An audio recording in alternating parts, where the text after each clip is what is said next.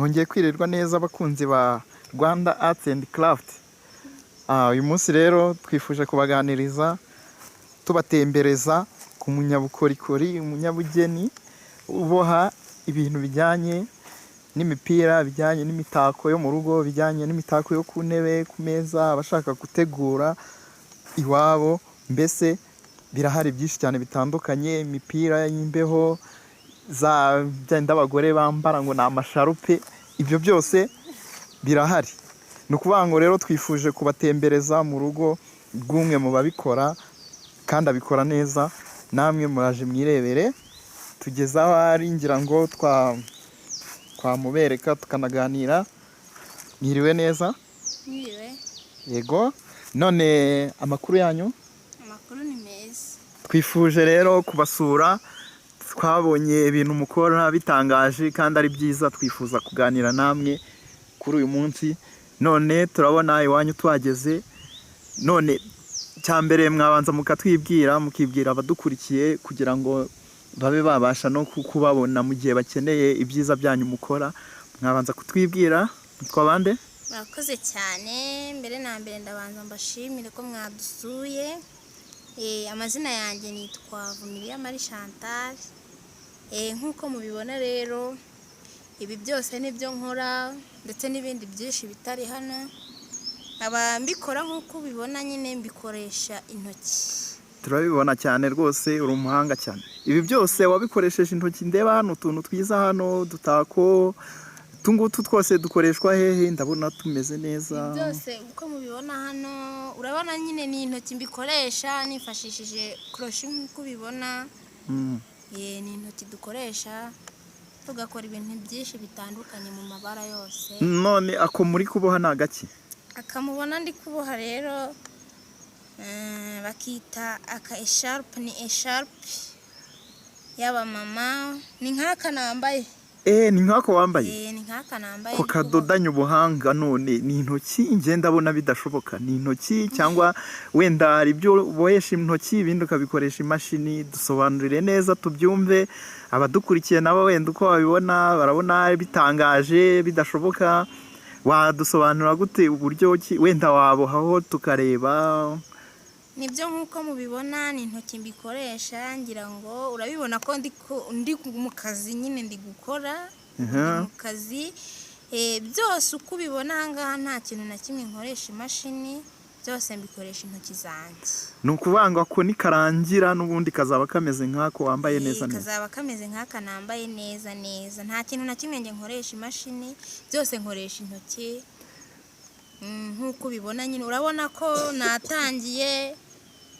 Urabona nyine natangiye ndi kugenda mboha, uko ngenda mboha niko kagenda gakura. Urabibona ko ndabona rwose harimo kurangira kagize forume y'aka nambaye. Ndabona na design rwose ni nk'iyako ngako wambaye. None se ubu buhanga wabukuye hehe butangaje gutya? Wabigize ku ishuri? Mu muryango wanyu hari abandi babikora? Bimeze bite nyine? Impano ngiye mbyita nk'impano kuko ngiye mba mbona buri wese atabigerageza. Weho wabikomoye hehe? Dusobanurire. Mu by'ukuri si ukuvuga ngo wenda mu muryango hari abandi babikora, hoya ntabo. Ubwo ni kumwe umuntu agakura akunze ibintu, ukabona ibintu, ukagira amatsiko yo gukora utuntu tumwe na tumwe. Nibwo byagezeho rero, kubera ko nabikundaga cyane. Turi abana twakundaga gukina nabyo, ariko tubifata nk'imikino bikarangira gutyo. Gusa nyuma nkuze maze kwiga nibwo naje kubona ko ubu ibi bintu mbikunda cyane. Mfata umwanzuro rero kujya kubyiga ku bandi bantu babikora. Ndabyiga kubera ko nabyize mbikunze kandi bifitiye inyota. Nabyize vuba, mbimenya vuba, nibwo usanze ubu ngubu rero nanjye mbikora. Abantu benshi baranzi, barampamagara. Urabona nk'ibi byose biri hano, biragaragara rwose. Ibikorwa birivugira, ibikorwa birivugira. Ubu baba bose ni komande muri make. Utu twose twiza turi aha, utugofero tw'abana, udusogisi, tuduteguro n'utwo ku meza. Utu ni utwo ku meza no ku ntebe. Ngira ngo twiza cyane rwose, utubara twose, imyeru imeze neza, bitewe n'icyo umuntu yahisemo. umukiriya niwe uza agahitamo icyo akunze cyose, icyo ahisemo nyimukorera mu ibara ryose ashaka. abakiriya bawe ndumva ari abami cyane rwose. Ni abami cyane, ndabubaha cyane kuko nabo batuma nanjye hari akantu mbona. Yego, hari icyo wavuze, kwagura bizinesi yanjye. hari icyo wavuze ngo uvuye kwiga ngo wabikoze ngo bivuge ngo ishuri naryo ryabigizemo uruhare. Hari umuntu uva kwiga akavuga ngo ngewe narize ntabwo najya mu bintu biciriritse nk'ibi, akabona nyine ibi ni ibintu biciriritse. Abantu nk'abo babagiriye inama? Kuri ngewe ntabwo biciriritse rwose kuko nabikoze mbikunze kandi mbishaka. Hari ukuntu nyine wiga n'amasomo cyangwa se amashuri yandi asanzwe, ariko hakaba hari ibintu usanzwe muri wowe ukunda. Niyo mpamvu rero amaze kwiga amashuri asanzwe nongeyeho n'ubu bumenyi kuko nabikundaga, mbikora kuko mbikunda. Ntiwabisuzugura wenda ngo biraciriritse, ariko njye ndabikunda cyane kuko havamo utuntu twiza dushimisha abantu nanjye ubwanjye. None se utatubeshya ubwo nuko ubikunda cyangwa harimo n'agafaranga? Oya, nuko mbikunda, ariko ikintu cyose gitanga amafaranga ntabwo ariko abantu babikunda. Hari uwaza hano akabisuzugura akavuga ati ngewe sinakirirwa nicaye nkora ibintu nk'ibi ngibi, ariko kubera ko njye mbikunze niyo mpamvu mbikora. Ariko nibura agafaranga nako kavuga herega, kuko none se ugira ngo hatarimo agafaranga, yego nyine urabikunda ariko na motivasiyo y'agafaranga ibirimo. Yego rwose nayo ibirimo, ariko nizere ko abakiriya bahera ku biciro byiza neza nyine ngo abakiriya baze neza. Wenda ubwo mwadusuye biratuma barushaho kumenya bangane, cyangwa se bagane barebe barushaho kubona ubwiza bw'ibyo dukora, batugane. Tukiri aho kuba kumenya nyine urumva wenda barimo barakureba, barimo barareba ibyo ukora, none se nyine bakubona gute? Kuri ubu ngubu umuntu ashobora kubona umuntu mu buryo bwinshi, watubwira uburyo ki bworoshye bakubonaho wenda bidaciye muri channel yawe ya YouTube twavuze mbere ariyo Rwanda Arts and Craft? Ahandi bakubona ni he? Ahandi wambona kuri Facebook, ndiho mu mazina yanjye Vumilia Marie Chantal. Kuri WhatsApp nayo ndayikoresha, ndaza kubaha nimero hasi. Turangije ikiganiro rwose bazagereho bansure bamvugishe. Bashobora no kwandika comment muri kuri channel. Abashaka kwiga, yes, ushobora no kwigisha umuntu akabimenya. Yes cyane rwose, kuko nanjye nagiye ntazi no gufata korosho, uretse ko nabikundaga.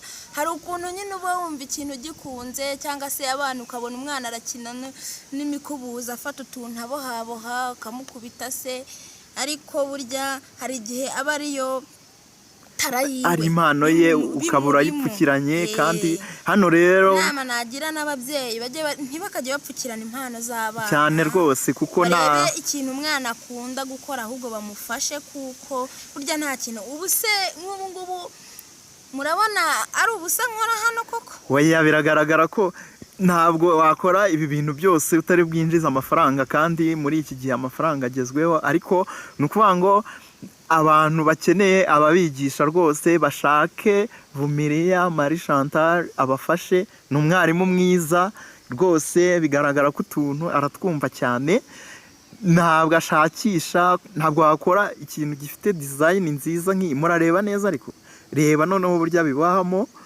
ongera ubereke rwose ukabuhe neza, ngira ngo barabibona rwose. Koroshi yawe urayifata, si ibi gusa ubwo bakore subscribe, bakore share, n'abandi bantu nabo babona ibyiza nk'ibi. Buri gihe bajya babona n'amavideo. Buri wese aba akeneye kwambara utuntu twiza. Urabona nk'aka kagofero ariko urakabona neza, reba hano design wagira ngo ntabwo gakorewe mu Rwanda. This is what you call made in Rwanda. Itavangiye rwose, ikozwe n'umunyarwanda mu tuntu duciriritse, ariko akavanamo akantu k'igiciro cyiza. Nta mpamvu rero guhendwa mujya hanze ngo za Dubai, ngo mu Burayi, ngo mugiye kugurayo utuntu twiza. Murabona se ibyo byo mu Burayi hari icyo birusha utungutu twiza twiwacu i Rwanda dukorwa na Vumilia? No. Hanyuma dusoza, rero ni iki wabwira abantu bwa nyuma ukaba wababwira niba binashoboka na nimero baguhamagaraho? Hari igihe umuntu ashobora kubibona hariya ariko akifuza kuba yakuvugisha nyine kugira ngo umuhe serivisi y'utuntu twiza twawe. Nanjye ndabona nashimye kabisa, nanjye ndagenda ntwayeho. Babwire, gira icyo batangariza, ubundi ubabwire na nimero niba bishoboka bakubonaho. Muri make inkunga yabo mbasaba nuko bakomeza gukora subscribe kuri channel yanjye ya Rwanda Arts and Crafts, hanyuma bagakora na share. Abashaka kumvugisha nabo WhatsApp yanjye ni 0788 11 2 71 91. Mumvugishe rwose, abakeneye amasalo meza, abageni. Ntabwo ari izi design zonyine nkora hano, nuko wenda mu nsu arizo zihari, izindi bazijyanye, ariko nkora design zose. Musure YouTube channel yanjye, ibyo nkora murabihasanga byose. WhatsApp biriho, murabibona. Wanditse kuri WhatsApp rwose, uvuga weho ushatse unatanga design ushaka. Nibyo ushaka rwose, design yose wayikora nta kibazo. nta kibazo rwose. Ariko nanjye nkurikije uko mbibona ntayakunanira. Bajya muri honeymoon, Yego. ndabakorera ingofero zimeze neza rwose, bagende bameze neza, kuko natwe iwacu turashoboye, nta mpamvu yo kujya kubihaha hanze. Yego rwose, murakoze cyane. Murakoze cyane kutuganiriza, kandi ni ukuri ibintu byanyu ni byiza cyane, twabishimye, kandi natwe twiyemeje kubatera inkunga yo kubigeza ku bandi nabo rwose bakaba bagira gute, bakwambara neza, bakaberwa, bagategura mu nzu yabo neza, ibintu bikaba uburyohe, batiriwe banahendwa rwose. Murakoze, mwaje mukenewe. Murakoze cyane, namwe mwakoze kuza. Sawa sawa, turi kumwe.